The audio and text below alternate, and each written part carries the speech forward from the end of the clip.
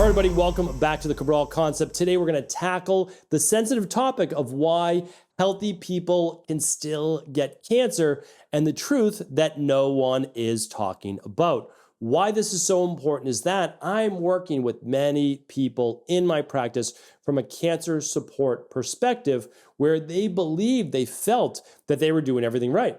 They were living a healthy lifestyle. How is it possible that they could still get cancer?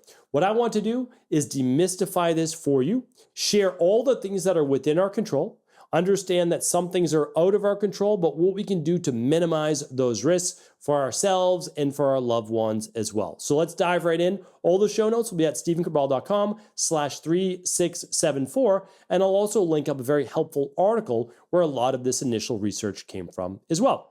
Okay, so here's what I want to share with you. First and foremost, no matter what you've heard before from conventional medicine or otherwise, is that cancer is not specific to one particular thing. It's really not. It is multifactorial. That means that there are many different reasons, almost never one, unless you were literally sprayed with glyphosate, which unfortunately a lot of people in the fields who spray that are. It comes down to multiple things. And I want to just first and foremost dismiss that it is not genetic. Yes, there is a genetic component, so why don't we get that out of the way first? There are people with certain genes in their body. Probably some of the most famous are the BRCA1 and 2 BRCA genes for breast cancer and other cancers, but that does not necessarily mean that you are going to get cancer if you have those genes. There are others with a certain protein, an ApoE genotype, and allele 3,4 or 4,4 that are more prone to potentially some cancers, but Alzheimer's, dementia. But that doesn't mean that they're ever going to get Alzheimer's or dementia. It just means that there's an increased risk. So genetics alone are not going to cause cancer.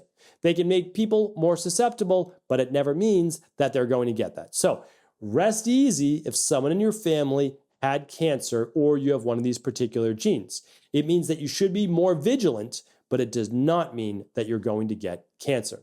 All right, the next one that oncologists like to talk about, oncologists, just cancer doctors, are random mutations. Okay, random mutations definitely happen in cells. That is when a cell does not follow specific apoptosis, which is programmed cell death. So let's just take a normal red blood cell. It's programmed to die after about 120 days for a healthy cell. So that means around that time, it will essentially implode and then it will be eaten up by macrophages and other immune-based cells and cleared from the body. That's normal. That should happen. Well, if some of these cells don't die, they can begin to mutate and multiply. That does happen, but here's the nice thing. We have T cells, natural killer cells, CD8 cells floating around the body looking for these when they're small and targeting them and destroying them with a healthy immune system. So yes, random mutations do happen, but a healthy immune system surveils, goes out there and removes the harmful ones. Okay, but here's where it starts to get a little bit tricky. We are sometimes unknowingly exposed to certain toxins in the environment. When I wrote The Rain Barrel Effect a few years back, there was only recorded 77,000. I said only, like it's only. But there's 77,000 man-made chemicals in the United States, which is completely insane. And those chemicals are very rarely tested when they come in combination with each other. Many of those chemicals, often stated as 50%, are carcinogenic. Carcinogenic means causing cancer at higher levels. This is, of course, extremely dangerous. The figure now is over 120,000, with most people believing we have now doubled the amount of man-made chemicals in the environment to over 140,000. So we're coming in contact with many of these chemicals on a daily basis. The average woman, it is stated that she is using 12 different potential products that contain carcinogen. Men aren't far behind. But if you think about it, there are shampoos, there's conditioners, there are deodorants, there are moisturizers, all sorts of things that we may put in our body that contain multiple chemicals. This is an issue. Plus, I used to live in literally Boston, like in downtown Boston, not surrounding Boston, but in it. And every day, like I love to walk. I walked miles all over the city, but I was breathing in brake dust and all sorts of fumes. All of those things, unfortunately, if the immune system's not strong, if the detox processes aren't strong, they can lead to those random mutations, and I'm putting that in air quotes. So toxins from the environment are a real thing. We need to look at that, right? So mold, heavy metals, benzenes, all formaldehydes, all these things in the environment are potential carcinogens. So important that we look at that, even BPA and microplastics. All right. The next is chronic inflammation. Now, as someone who has dealt with chronic inflammation, like for the first 30 years of my life, I get it. I understand it. It's not good. My genetics keep me very susceptible to high levels of inflammation. So what I have to do on a daily basis is to just balance my genes, balance my genetics. And that's why, yes, I had autoimmune issues. I had type 2 diabetes. I had Addisons. I had acid reflux, allergies, POTS, mast cell activation syndrome, all sorts of things in my 20s and before. But I haven't had them in the last 20 years. And the reason is that once you know your body, you know what it needs to stay balanced, it doesn't have to be the case. But I have to do a little bit extra, right? Not everybody has to, but I do a little bit extra in order to keep my body not as inflamed, because that inflammation leads to DNA damage, which can then lead to the cellular mutations. All right. Aging is a risk factor that we all deal with. That's the truth, right? We're all getting older, so that allows us, so that forces us to typically have more inflammation, not as perfect DNA replication, and just more at risk for what? DNA-based mistakes, right? So poor replication, and mutations from that. Here's the thing though. So I run my biological age test, and I don't use it as, a metric to share online or try to give myself a gold star. But what I look at is my biological age. So my late 40s now, my biological age for the last few years has been 14 to 15 years younger. So my body, at least internally, is in its early 30s. So all I try to do is keep my biological age younger. So I'm aging, but my rate of aging is just much slower. And again, with my genes, if I can do it, truly, you can do it. Anybody can do this, that's for sure. Certain infections, this is an important one. Those individuals with H. pylori, or maybe even parasites, hepatitis B or C, what are some other ones? CMV, Epstein-Barr virus, they might be a little bit more susceptible. And the reason is that it imbalances the immune system to a degree, and it can create inflammation, especially when these viruses are, and HPV, if I didn't mention it, at a higher level. So we want to keep those in check. Use the antiviral protocols that I've spoken about before. And then again, this is just one more risk factor that all you do is you have to keep it within balance for your body, but it is a risk factor for cancer, which is why I want to share, how healthy people can still get cancer.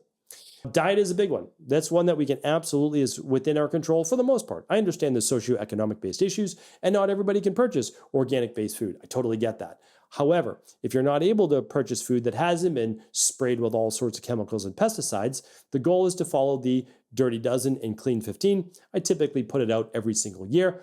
The Dirty Dozen are the ones that you shouldn't eat. You just shouldn't eat them if you can't get them organic, because they're just laden with glyphosate and other chemicals and herbicides. So we don't want to eat those. Stick to the Clean 15. The Clean 15, you don't have to purchase organic if you don't want to. Of course, it's great to support, and it's great to usually get more micronutrients from that, but I understand, and people can choose not to. And so that works as well. Overall diet, I'm not going to talk too much about it, but intermittent fasting is certainly helpful to increase autophagy and AMPK, to decrease mTOR and potential cancer-based effects. So that's a great thing to do. But getting 7 to 9 servings of brightly colored fruits and veggies every day, one of the best things that you can do, if not the best thing, besides sleep. I'm not going to talk about sleep here today, but sleep is the great restorer for the body. It really is. Not exercise, not sauna, not 7 to 9 servings of fruits and veggies every day, which all those things I'm a huge advocate of, but sleep, believe it or not. I wish it wasn't sleep, but it is sleep. Okay. The next one is sun exposure. Sun exposure is actually healthy for you. It increases vitamin D level. It improves detoxification. All of that is amazing. Here's the thing. If you get too much sun and you get burned, not ideal. That can then cause those cell-based mutations, and that could lead to cancer. So don't get a sunburn, safe sun only. That's the goal. Smoking. This is one that not a lot of people love me talking about, but I've dedicated this podcast to the truth. And so whether it is vaping or unfiltered cigarettes or regular cigarettes or whatever it might be, smoke in the lungs is not a good thing. Smoke is a carcinogen. Even smoke from candles is a carcinogen. Breathing in smoke may cause cancer. Now, It gets exacerbated, not just from candles, of course, or lighting a fire, in your house once a week, but smoking cigarettes, of course, can lead to cancer. That's been proven over and over. A lot of people like to debate that. Breathing smoke into your lungs. Now, I know there's a lot to do with the chemicals in those cigarettes as well. I don't disagree with that. Those chemicals can cause cancer too, but smoke itself is a carcinogen. The next one is alcohol use. I want to reiterate this. I've kind of danced around it for a while.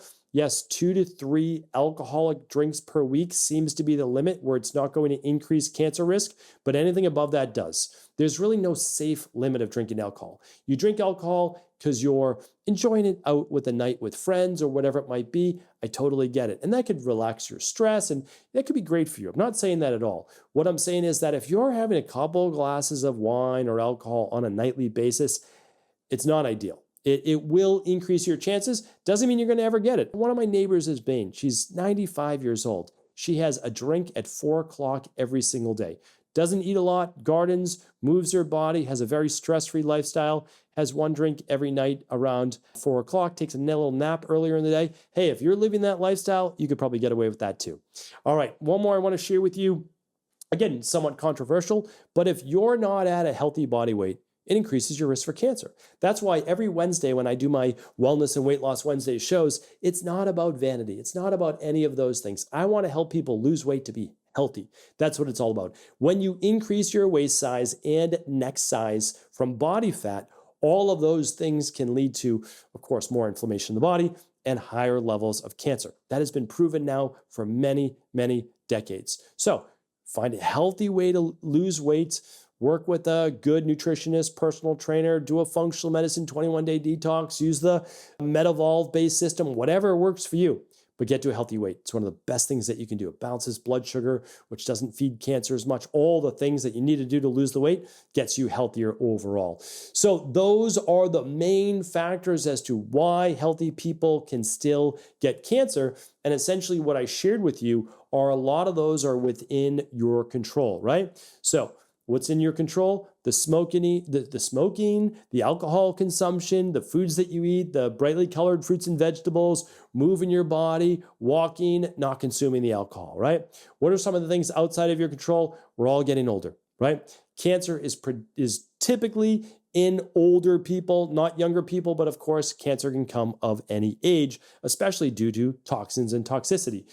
Living in the city, again, like those are some of the trade-offs. I loved living in the city for 40-something years of my life, but those are just some of the trade-offs. And what I want to share with you, though, is that we do our best to prevent dis-ease in the body, and that includes cancer. We do our best, but what we can't do is become nervous or anxious about it, because that level of stress could lead to the same thing we're trying to prevent. So it's about prevention, not perfection. That's what I try to do in my own life. I still enjoy a nice cheat meal once or twice a week, or call it a flex meal. I still have off days. I still get a cold every once in a while. I still have poor genetics, right? But I do my best. And that's all I try to teach my clients and our community as well, is just do your best. And also, a lot of it is just you have to reduce those stress levels. You have to have faith in a power sometimes bigger and higher than yourself as well. And understand that even if you get cancer, that there is still a plan as to reverse that as well. So it is not a death sentence. There's so many people and so many stories of overcoming cancer. If you have cancer and you're listening to this, I have no doubt that you can be one of those healthy survivors as well. If there's anything I can ever do, you let me know. I have a whole page just dedicated to cancer. It's all free. Just go to stephencabral.com/cancer. You'll be able to find a lot of that foundational base work that we can all do. Hopefully this was helpful. Have an amazing rest of the day. And of course, feel free to share the show with anyone you believe it can serve. It's at stephencabral.com/3674.